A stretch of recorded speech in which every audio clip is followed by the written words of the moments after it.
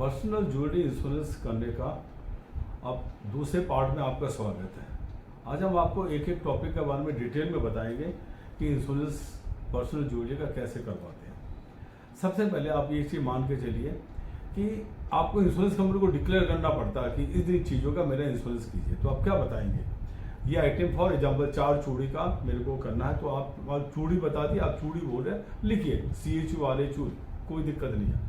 चार आइटम होगी, चारों का वजन टोटल फॉर एग्जाम्पल 20 ग्राम और 10,000 रुपये पर ग्राम करके वजन है, तो उसका कोई वैल्यू है तो 20,000 रुपये आपका उसका वैल्यू होगा। That is number 1। नंबर 2, अब आपको एक चीज़ मान के चलिए, ज्वेलरी के केस में आपका पास बिल होने की कोई आवश्यकता नहीं है, जरूरत नहीं है, कंपल्सरी नहीं है। रेदर अगर आपका बिल है तो बहुत अच्छी बात है, नहीं है तो नो प्रॉब्लम। बट 90% क्या 95% लोगों को बिल नहीं होते, तो ज्वेलरी के अंदर बिल होना कोई जरूरी नहीं है।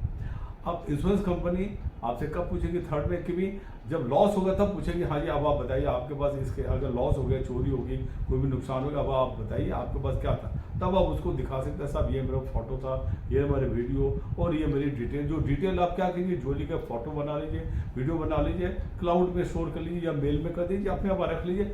जरूरी नहीं, अगर हो जाए तो बहुत अच्छी बात है। नंबर 4, जिस आइटम का आपने इंश्योरेंस नहीं करवाया है, नॉन इंश्योरेंस है, उसका आपको अगर लॉस भी हो जाए इंश्योरेंस कंपनी कोई पैसा नहीं देगी, क्योंकि आपका उसका इंश्योरेंस। फॉर एग्जाम्पल चूड़ी आपके पास 5 ग्राम की है, फॉर एग्जाम्पल 2 ग्राम की 4 चूड़ी आपके पास और भी है, वो चोरी होगी 8 ग्राम की, इंश्योरेंस कंपनी बोलेगा हमने आपका इंश्योरेंस नहीं किया। चूड़ी का इंश्योरेंस किया जिसका वजन 5 ग्राम पर चूड़ी करके है। अब अगला चीज हो गया, अगर आपके पास कोई ज्वेलरी के आइटम आप परचेज करते हैं इंश्योरेंस पॉलिसी लेने के बाद में, हाँ जी मैंने ये इंश्योरेंस मैंने और भी अगर मैंने परचेज किया, अगर परचेज करिए तब आप अगर आपका बिल है आप इंश्योरेंस कंपनी को दे सकते हैं, साहब ये और भी मैंने 2 कड़े परचेज किया, 20-20 ग्राम के 40 ग्राम के 2 कड़े लिए, तो आप कड़ों का उनका बिल दे दीजिए, साहब ये चीज़ है। लेकिन अगर बिल है तो आप दे सकते हैं, नहीं भी देंगे, अगर हम उनको बोलेंगे 4 कड़े आप ऐड कर लीजिए, ये इसका इतना वजन, इंश्योरेंस कंपनी उसको उसमें ऐड कर लेंगे, तो आपके लिए भी अच्छा। नई आइटम ने परचेज करी है जिसका बिल नहीं है, कोई दिक्कत नहीं है, आपने उनको दे दिया, साहब ये फॉर एग्जाम्पल आपने बोला मैंने परचेज नहीं किया, मेरी मम्मी ने दिया, मेरे बुआ ने दिया, मेरे सास ने दिया, ससुर ने दिया, पेरेंट्स ने दिया, नो प्रॉब्लम, बट आपने दे दिया, उसका इंश्योरेंस हो जाएगा। नेक्स्ट एक चीज मानेंगे कि इंश्योरेंस में एक चीज बहुत ज्यादा अंडर इंश्योरेंस, यानी कि आपने आपकी चीज का वैल्यू है 1 लाख, फॉर एग्जांपल ज्वेलरी का आपका टोटल वैल्यू आज के दिन निकलता है 2 लाख, तो अंडर इंश्योरेंस ज्वेलरी केसेस में अंडर इंश्योरेंस नहीं लगता, क्योंकि ज्वेलरी स्पेसिफिक इंश्योरेंस होता है, ये आइटम इतना वजन की, फाइन, तो इसलिए उसमें अंडर इंश्योरेंस का कोई इसमें है नहीं ना। ये सारी की सारी चीजें आपको प्रीमियम आप पे करते हैं सिर्फ डिक्लेरेशन के बेस के ऊपर। जो आइटम डिक्लेयर करी सिर्फ उसी का इंश्योरेंस पे करना, जो नहीं डिक्लेयर करी उसका इंश्योरेंस कंपनी नहीं देती, ना ही आपने उससे आपको कोई प्रीमियम लिया। अब मान के चलिए कि ज्वेलरी के अंदर 2 टाइप का होती है, एक होती है ऑलवेज पॉलिसी और एक होती है non work policy. Always policy में क्या होता है, किसी भी प्रकार का नुकसान हो, यानी कि आपका चोरी होगी, घर पे चोरी होगी, कोई माई आगे चोरी करके लेगी, फॉर एग्जाम्पल ताला नहीं तोड़ा, कुछ भी नहीं, घर में होती है, वो भी कवर है ऑलवेज पॉलिसी के अंदर। और मान लो आप सड़क पर कहीं जा रहे हैं, सड़क पर जा रहे हैं, पहन के जा रहे हैं, किसी ने छीन लिया, वो भी कवर है। अब ट्रेन में जा रहे हैं, बस में जा रहे हैं, एयरप्लेन में जा रहे हैं, कि नुकसान हो गया, दूसरे शहर में जा नुकसान हो गया, तब भी कवर है।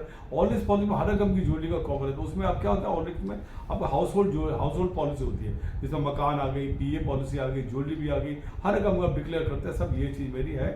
इन सब ज्वेलरी वाली पॉलिसी खाली लेंगे तो उसके अंदर ज्यादातर इंश्योरेंस कंपनी आपको खाली बर्गलरी की देते हैं पॉलिसी के, भैया उसमें फोर्सफुल एंट्री होना चाहिए, यानी कि घर में ताले तोड़ के अगर चोर चोरी करके ले जाए, द्वार तोड़ा, आपका अलमारी तोड़ी, चोरी करके लेकर, तब नॉर्मल ज्वेलरी पॉलिसी में कवर होगा। लेकिन ऑलवेज पॉलिसी में हर रकम का कवर होता है, ये चीज आगे हम डिटेल में आपको बताएंगे।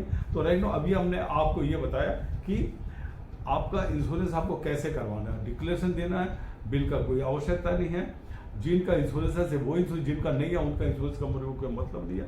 तो और हर साल जब आप इंश्योरेंस पॉलिसी रिन्यू करवाएं उस समय ध्यान रखिएगा, फॉर एग्जाम्पल आपने आज के दिन ज्वेलरी खरीदी, तो यह आपके पास ज्वेलरी 50,000 रुपये का भाव है, कल के दिन 1 साल के बाद देखिए 60,000 का भाव है, अब उनको बोलिए साहब अब मेरे ज्वेलरी का अंदर 20% भाव बढ़ा दीजिए, अब बढ़ा के इनके प्रीमियम देंगे, इंश्योरेंस कंपनी खुश, चलो प्रीमियम ज्यादा दे, कोई आपके लिए कहेगा, आप प्रॉपर वैल्यूएशन पाएंगे आप। तो ये सारी चीज आपको इंश्योरेंस करवाते समय ध्यान में रखनी है।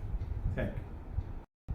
हाँ दोस्तों, तो आपको ज्वेलरी इंश्योरेंस के पार्ट 2 में आपका स्वागत है। अभी हम बताएं कि ज्वेलरी कहाँ से आई, ये बहुत ज़रूरी है कि ज्वेलरी कहाँ से, ये आपको समझना पड़ेगा। फॉर एग्जांपल सबसे पहले सबसे आसान तरीका, साहब मैंने ज्वेलरी परचेज करी, ये रहा मेरा पेमेंट, ये रहा मेरा बिल, ये सारे के सारी चीज़ आपके आगे जो यहाँ से ज्वेलरी आई है। बट मान के चलिए ऐसे केसेस मुश्किल से 5 या 10% ही होते हैं जो बिल के साथ आते हैं। बगैर बिल के हमारे पास ज़्यादातर ज्वेलरी के अंदर हमारे पास बिल नहीं होता। फॉर एग्जांपल आपको जब शादी हुई तब आपको दहेज में मिला, आपको पेरेंट्स ने दिए, सास ससुर ने दिए, लड़की को दिए, लड़के को दिए, अलग अलग सोर्स से आपको ज्वेलरी आई, गिफ्ट में आई, शादी वगैरह में आएंगे, तो ये हो गया सेकंड सोर्स। थर्डली, अब ज्वेलरी कुछ ऐसे पड़ी ओवर द पीरियड, अब आपको 10-20 साल हो गए शादी हुई, अलग अलग जगह से, आपके पास कोई बिल नहीं है, उसका कोई दिक्कत नहीं है। तो इन सब चीज़ों की जो चीज़ आपका बिल नहीं है, ऑन नहीं है, कोई दिक्कत नहीं है, आपको एक एफिडेविट लॉस होता है, आपका एफिडेविट स्टैम्प पेपर के ऊपर बना के देना पड़ता है कि साहब ये मेरी आइटम थी, इसका वजन इतना, इसका मेरा क्वांटिटी इतनी, इसके रेट इतना, वैल्यू इतना, हमने हर चीज़ बना के दे दी, और ये सारी ज्वेलरी मेरी ओवर ए पीरियड मेरे को पेरेंट्स ने दी, हमने खरीदी, अलग अलग जगह से मिली, अलग जगह से मिली, जिनका हमारे पास बिल नहीं होना कोई गुनाह नहीं है। बिल नहीं होने से आपको क्लेम रिजेक्ट हो जाएगा, ऐसा नहीं है, आपको फिर भी क्लेम मिल सकता है। अब ये तो होगी एक नॉर्मल तरीके। अब अलग एक तरीका मैं बता रहा हूँ जो बहुत ही स्ट्रॉन्ग है। क्या है? Valuation report by A jeweller. अब ये ज्वेलर के पास जा सकते हैं, जब आपको ज्वेलरी इंश्योरेंस करवाना हुआ, ज्वेलर को बोल सकता है भैया ये सारी ज्वेलरी इनका वैल्यूएशन रिपोर्ट बना दो, यानी कि वो क्या करें, इंश्योरेंस पर्पस के लिए आज आपको वैल्यूएशन बना देगा। फॉर एग्जाम्पल आप बोलते हैं चूड़ी है, 4 चूड़ी है, इस भाव के, इतना वजन का, इतनी प्योरिटी है, हर चीज़ का लेकर वो प्रॉपर बने, वो क्या 1000, 2000, 3000 रुपये लेते हैं ज्वेलर वो वैल्यूएशन के लिए, आपको वैल्यूएशन बना के दे देंगे, बाकायदा अपना रबर स्टैम्प लगा के, टप्पा लगा के। और वो वैल्यूअर कहीं तो ऑथराइज वैल्यूअर होते, नहीं होते, तब भी कोई दिक्कत नहीं, आप ज्वेलर से वैल्यूएशन रिपोर्ट ले सकते हैं। अब नेक्स्ट आ जाइए अपने यंग जनरेशन। आजकल की यंग जनरेशन के पास ज़्यादातर बैंक में पैसे होते हैं, 1 नंबर में खरीदते हैं, तनिष्क में जाएंगे, मान लो या अलग अलग शोरूम में जाते हैं, वो लोग सबकी कोशिश करते हैं ज्वेलरी में सब बिल में परचेस करके बाकायदा GST देकर उन्हें परचेस, उनके यहाँ कोई दिक्कत ही नहीं है ना। लेकिन इंश्योरेंस कंपनी आपको बिल के लिए फोर्स या मजबूर नहीं कर सकते, भैया बिल है तभी क्लेम देगा, नहीं तो नहीं देंगे, इंश्योरेंस भी नहीं करेंगे, नॉट एट ऑल। आजकल GST ज्वेलरी के ऊपर 3% है, जो 1 जुलाई 2017 से GST जब से लगा 3%, जो आपको जो भी आपको मिला, मान लो हमने 1 लाख की ज्वेलरी खरीदी, 3% GST लगा, 1,03,000 हमने पेमेंट दिया, यू आर एन इंडिविजुअल, और आपने दे दी, आपके कॉस्ट हो गए 1,03,000, जो भी वैल्यू प्लस GST। नाउ ये जो ड्यूरिंग द ईयर, जब आपने पॉलिसी लेने के बाद 1 साल की पॉलिसी मिलती है, 1 साल की पॉलिसी के बीच में अगर आपने कोई भी अगर आपने आइटम ऐड करी है, तो आप एडिशन का आप बिल दे सकते हैं या डिक्लेरेशन देते हैं इंश्योरेंस कंपनी को, भैया ये मैंने ज्वेलरी और भी मैंने एक्वायर किया, जिसका आप मेरा कर लिया, और आप उनको प्रीमियम दे दीजिए, insurance company is happy to take your premium, कोई दिक्कत नहीं। छोटी जगह वाले मान के चलिए, जो छोटी जगह रहते हैं लोग, जो सी कैटेगरी सिटी में, 3 टायर सिटीज में, वहाँ पर ज़्यादा ज्वेलर प्रॉपर है नहीं, नो नथिंग, और वो बिल देते नहीं है, कोई दिक्कत नहीं है। आप मान के चलिए इंश्योरेंस लेते समय आपको एक रत्ते भी नहीं सोचना चाहिए कि मेरे पास बिल है या नहीं है। आप डिक्लेरेशन देंगे उस बेस के ऊपर, जब लॉस होगा तब पूछेंगे कहाँ से ज्वेलरी, तब उस समय भी वो आप ये नहीं करते भैया बिल नहीं तो क्लेम दे देंगे, नॉट एट ऑल। बिल होना हिंदुस्तान में जरूरी नहीं है, ज्वेलरी का इंश्योरेंस के अंदर बिल होना कोई जरूरी नहीं है। आप डिक्लेरेशन देंगे, जो भी एफिडेविट देंगे, दैट विल बी, वो इंश्योरेंस कंपनी को मान्य होगा, और सर्वे भी आएगा उसको भी मान्य होगा। ये 2 चीज़ मैंने अभी आपको बताई, सेकंड वाले कि ज्वेलरी आपके पास किस सोर्स से आई, कहाँ से आई, तो लाइक दैट करके आप टोटल दे दीजिए। धन्यवाद।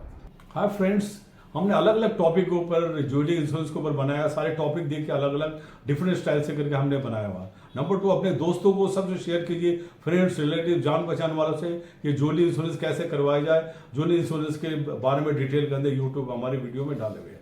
नंबर 3, आप लोग अब सब फिर लाइक कीजिए, सब्सक्राइब कीजिए, शेयर कीजिए सबके साथ। अगर आपको कोई क्वेश्चन हो कुछ भी, तो कमेंट बॉक्स के अंदर आप उन्हें क्वेश्चन डालें, हम आपको जवाब देंगे, बताएंगे, और हमारा जो इतने सालों का तजुर्बा, जो 35-40 साल का, वो हम आपसे शेयर करेंगे। Thank you very much friends for liking our channel, for liking our YouTube.